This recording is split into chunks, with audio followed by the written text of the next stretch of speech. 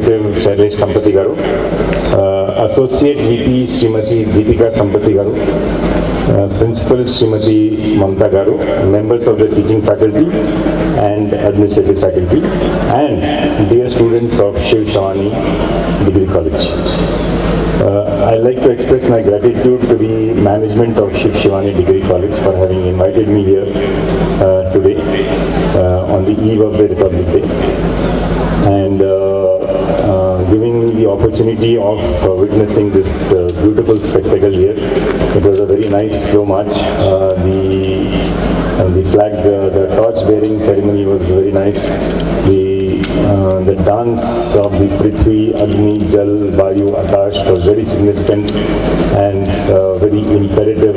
The understanding and the commentary behind was also very, very nice and motivating. In order to be able to pass the written test. When I say good vision, it is the ability to be able to see 2 seats ahead of you, so that you can see the answer paper of the person in front, and he says 1 ka A, 2 ka B and 3 ka C. With that you are able to pass the written exam. The more interesting part was the second part, that is the interview. The interview is known as the Services Selection Board.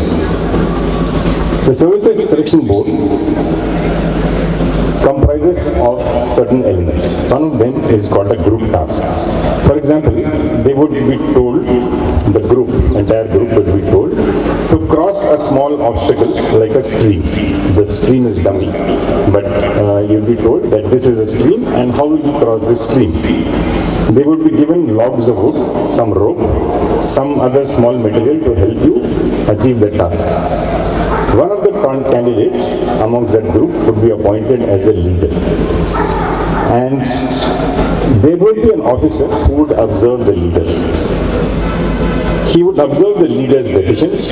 He would observe whether these decisions came out of logic, out of calculation, out of interaction, out of planning, or was it just an authoritative action. The officer then observes the remaining people in the group and he observes how they interact with the leader. Then the officer changes the leader and appoints a new leader. And he observes the same old leader as to how he interacts with the new leader. Whether he is cooperative, whether he redeems, or whether he is an impediment to the function of the group.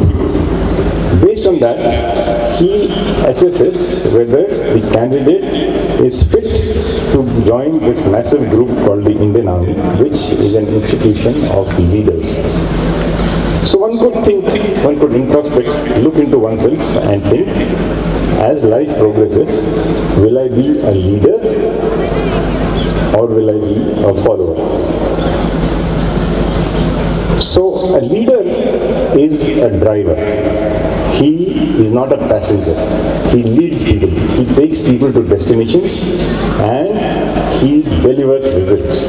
So look inwards and think, which of these do you want to become? India has fought 5 wars since independence. The first war was in 1947 when Pakistan raided Kashmir and the Indian Army came to help and pushed the intruders back to a very large extent before a ceasefire was announced. The second war was in 1962 against China, which was a humiliating defeat for the Indian Army. The third war was in 1965 against Pakistan, which we won. The fourth war was in 1971 against Pakistan, in which India created a new nation by the name of Bangladesh. The fifth war was in 1999, and some of those sitting in the faculty would have heard of the war. That war was known as the Kargil War. I had the opportunity of participating in the Kargil War. One would think that an army person is like Salman Khan. If somebody comes in front of me, I'll give him a box and that fellow will fall 10 feet ahead. Really, it is not the case. If somebody stronger than me comes, I will not be able to box him and throw him out. But what makes an army person different from the rest is the commitment, is the honesty of purpose. An army person is committed to his nation.